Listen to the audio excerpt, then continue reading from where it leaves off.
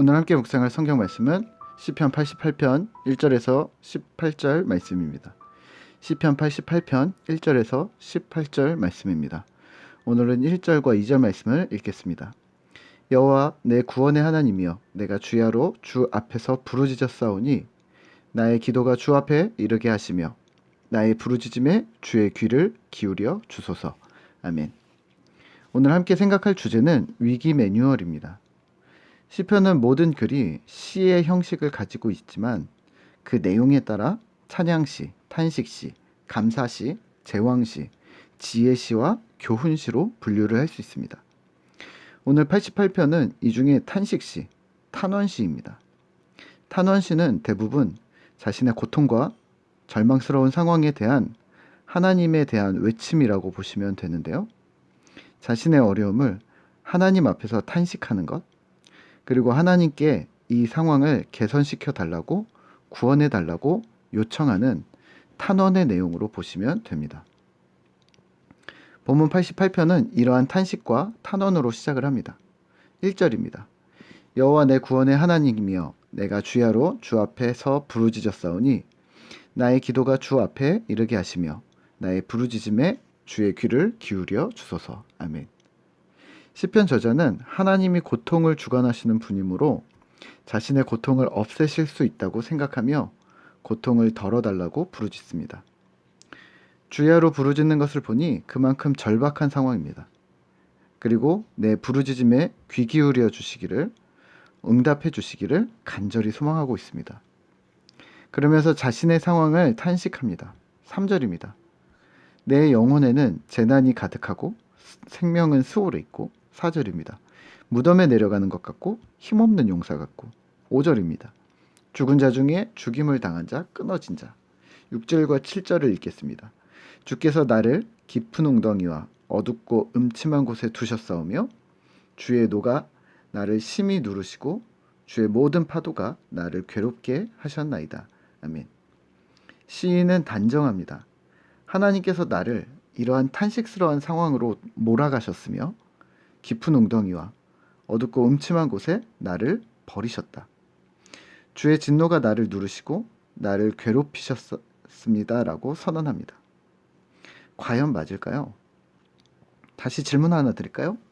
하나님은 우리에게 진노를 쏟아부으시는 분이시거나 나를 괴롭히시는 분이실까요? 시인의 고백처럼 우리에게 고통을 주시는 주체가 되시는 것이 맞을까요? 고통에 대해서 우리는 맞닥뜨리는 위기에 대해서 이렇게 이해하셔야 합니다.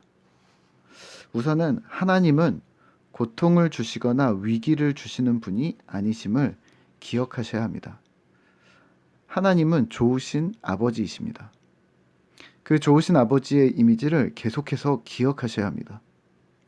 하나님은 아무리 진노하셔도 우리에게는 좋으신 아버지이심을 기억하셔야 합니다. 자녀들에게 아무리 화가 나도 칼을 들이밀거나 목숨을 해치는 부모는 없습니다. 만약 그런 부모가 있다면 사실 부모가 아닌 거죠. 세상에서는 이를 반인륜적이라고 말합니다. 자녀가 부모에게, 부모가 자녀에게 어떠한 감정이 쌓였더라도 사실 다시 회복되기를, 다시 잘 지내고 서로 행복하기를 소망하는 것이 인륜입니다.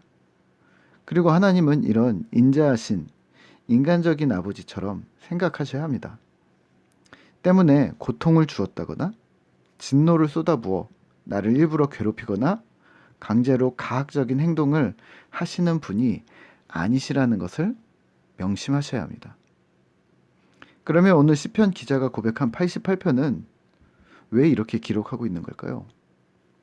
욥기서나 시편의 수많은 저자들은 왜 하나님이 나를 고통스럽게 하셨고 나를 누르셨고 나를 괴롭히셨다라고 말하는 걸까요? 두 가지를 항상 생각하셔야 합니다. 첫 번째는 어떤 측면에서는 하나님이 고통의 주관자가 맞으십니다. 사실 정확히는 고통의 주관자가 아니라 온 세상의 주관자, 온 세상의 주인이심을 기억하셔야 합니다. 온 세상, 온 우주가 하나님의 소유이신데 혹시 고통과 슬픔은 하나님의 영역이 아니라거나 좋은 것만 하나님의 영역이라고 생각하시면 그건 이원론입니다.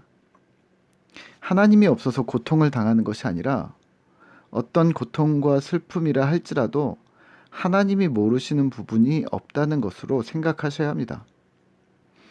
하나님이 실수로 놓쳤거나 하나님이 체크 안 하시는 영역이 있는 것이 아니라 모든 것이 하나님의 손안에 있음을 기억하셔야 합니다. 이걸 하나님 주권 사상이라고 하는데요. 이 하나님 주권 사상의 측면에서 우리가 당하는 고난과 슬픔, 아픔 등의 사건, 사고들에 대해 하나님은 여전히 주권, 통제력을 가지고 계시다는 것을 기억하셔야 합니다. 사랑하는 사람이 병들었을 때, 또 경제적인 어려움을 당했을 때, 또 예상치 못한 사건이 일어났을 때, 누군가의 죄와 실수, 악함으로 일어난 사건이라 할지라도 하나님께서는 그 모든 상황을 언제든 해결하시고 회복시키실 수 있는 능력의 하나님이심을 기억하셔야 합니다. 이게 하나님 주권입니다. 예수님의 십자가 사건으로 아담으로부터 시작된 모든 죄를 주권적으로 해결하셨다는 그 능력을 기억하시면 쉽게 이해하실 수 있습니다. 다시 정리하면 하나님이 직접적인 가해를 우리에게 주신 것은 아닐지라도 우리는 이 모든 세상의 주인이신 하나님께 슬픔과 괴로움 속에서, 탄식 속에서 하나님은 어디 계셨냐고 항변하게 되는 것이죠. 두 번째는 스스로 점검하셔야 합니다. 죄와 악의 결과로 세상과 우리 인생에 고통이 이르렀음을 잘 아실 텐데요. 혹 고통의 이유가 내가 아닌지 점검하셔야 합니다. 예를 들면 내가 술을 마시고 운전을 해서 음주운전 사고를 낸다면 여기서 하나님께 책임을 돌리거나 하나님을 향해 탄원, 탄식을 할 수 없습니다. 세상의 모든 인생의 고통이 인간의 죄와 탐욕으로 인해 시작되었음을 인정하신다면 그것이 적어도 신자 개인인 나의 죄악으로 그 일들을 일어나지 않도록 말씀 가운데 나를 살피셔야 합니다. 혹여 나로 인해 문제가 생겼다면 그건 하나님 탓이 아닌 신자이면서도 말씀대로 살지 않은 나 개인의 어리석음이기 때문입니다. 그건 회개하셔야 하고 돌이키셔야 하고 하나님 앞에 나의 삶을 다시 바르게 세우셔야 합니다. 우리의 탄원은 내가 원인이 아닌 세상의 악, 세상의 구조 또는 악인의 악함으로 인해 억울한 고통을 맞닥뜨린 의인의 탄식과 탄원임을 기억하셔야 합니다. 그때 우리의 탄식과 탄원은 하나님 앞에 기억되는 주님이 들으시는 기도가 될 것이 분명합니다. 오늘 하루 우리는 이 위기의 상황에 혼돈스러워하지 마시기를 기도합니다. 환난과 고통이 하나님으로부터 온 것인지 나로부터 온 것인지 정도는 구분하실 수 있으셔야 합니다. 그리고 그 결과에 따라 신자로서의 잘못에 대해서는 진지하게 회개하고 나와 상관없는 고난과 고통에 대해서는 신자로서의 품위를 지키며 하나님을 향한 믿음 안에 바르게 세워져 나가셔야 하며 또 이 어두움의 시간들을 잘 견뎌내고 이겨내는 신자 되시기를 기도합니다. 함께 기도하겠습니다. 하나님 감사합니다. 오늘 우리가 시편 88편의 탄원시를 보면서 우리가 신자로서 위기를 맞닥뜨렸을 때 어떻게 해야 하는가를 다시 한번 살펴보았습니다.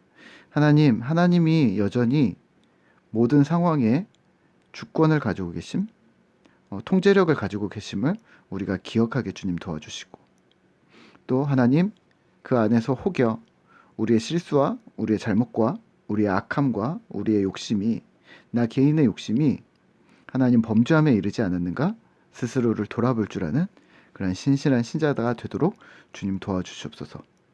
그러한 부분이 아니라면 우리가 하나님께 온전히 그 주권을 내어놓으며 언제든 회복시키실 수 있는 하나님, 언제든 다시 살리실 수 있는 하나님, 모든 능력을 가진 하나님을 신뢰하는 그러한 신실한 주의 자녀들 되도록 우리를 붙들어 주시옵소서.